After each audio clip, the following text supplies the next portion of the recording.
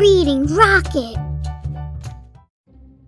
The Berenstain Bears, Trick or Treat by Stan and Jan Berenstain.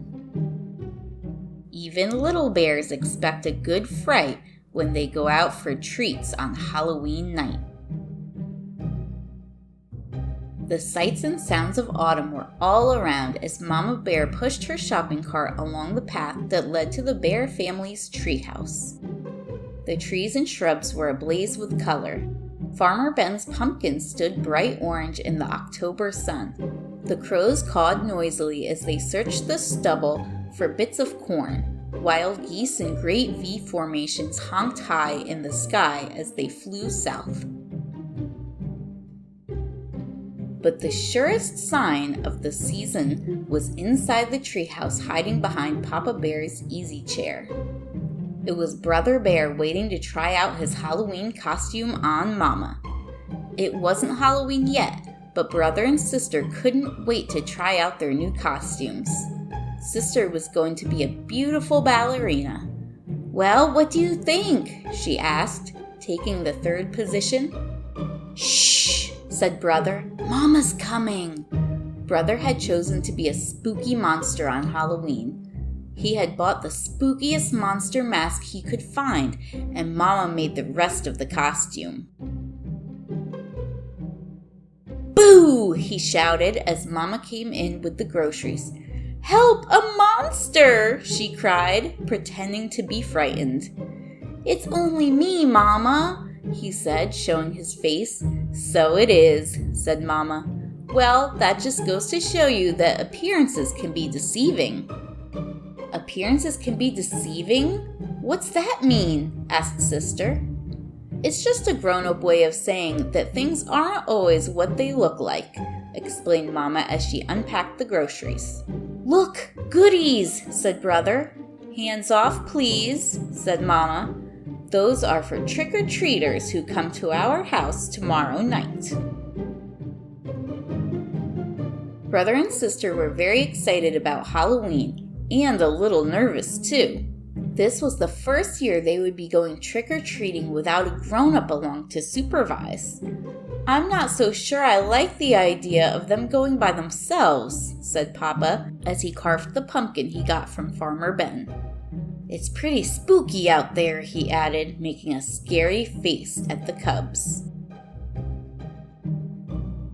"Now, Papa," said Mama, "if Brother and Sister want to accept the challenge of going out on their own, I think we should encourage them. But remember," she continued, turning to the cubs, "there'll be strict rules. You'll stay in your own neighborhood, and you won't eat any of the treats until you're back home. Besides," said Brother, "we won't really be by ourselves. We made a trick-or-treat date with Cousin Freddie, Lizzie, Brune, and Queenie McBear." "There," said Papa, putting the finishing touches on the jack-o'-lantern. Then he lit a candle inside it and turned out all the lights. It was pretty scary. The next day, Brother and Sister began planning the trick-or-treat route they'd follow that night. Brother got a pencil and paper and made a map of the neighborhood. That way, he explained, they wouldn't miss anybody. "Let's see now," he said. "We'll stop at our houses first, Freddie's, Lizzie's, and Queenie's. Then we'll do Farmer Ben's and our sitter's, Mrs. Grizzle." "Mrs. Grizzle for sure," agreed Sister. "She usually makes special Halloween cookies. And Teacher Jane, she gives out good stuff. How about Dr. Grizzly?" asked Brother. "She's into health snacks." "I think so, just to be polite," said Sis. "Gramps and Gran, of course." "Of course." "I'll tell you one place we are going to miss," said Brother, folding his map. "What place is that?" asked Sister. "That one," he answered, pointing out the window at the home of old Ms. McGriz. It was a spooky, twisted old treehouse in a thicket at the end of Crooked Lane. "We're definitely not going there," he added with a shiver. Why ever not? Asked Mama, who was listening. Why not? Said the cubs. Because she's a witch. That's why not. What utter nonsense, protested Mama. True, Ms. McGrizz is old and bent and rather forbidden looking, but I can assure you she's a perfectly nice person. But the cubs didn't believe her. Not for a minute. They knew better. Everybody knew better. No doubt about it, Ms. McGrizz was a witch for sure. Just after dark, a pirate, a skeleton, and the wicked queen from Snow White came for brother and sister. They were Freddie, Lizzie, and Queenie, of course, and together they ventured out into the darkness with their trick-or-treat bags. Before they could get started collecting Halloween goodies, they were joined by some worrisome company. Too Tall Grizzly and his gang out for mischief. Too Tall didn't waste any time trying to get brother, sister, and their friends to go along with him and his gang. Come on, we'll show you goody-goodies how to have some real Halloween fun, he said, pulling brother along with him. What sort of fun? Asked brother warily. Oh, you might say we're gonna put the trick back into trick-or-treat, he said, chuckling. It was so dark that brother and the others didn't notice where they were heading. Hey, said sister, this is Crooked Lane. That's right, said Too Tall. We're gonna play a few tricks on old witch McGrizz. What sort of tricks? Asked brother. Her gnarled, twisted old treehouse loomed ahead. First, whispered Too Tall, taking a roll of toilet paper from his jacket.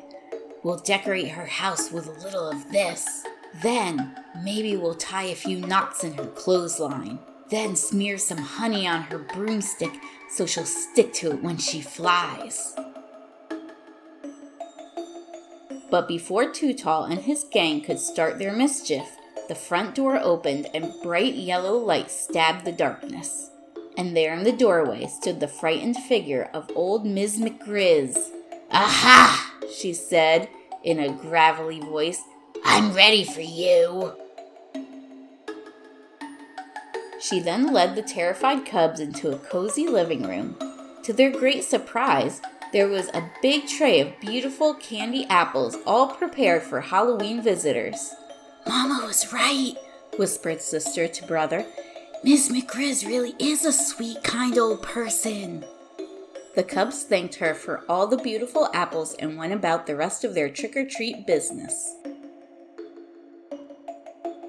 Later that evening, brother and sister were at home looking over all the treats they had collected.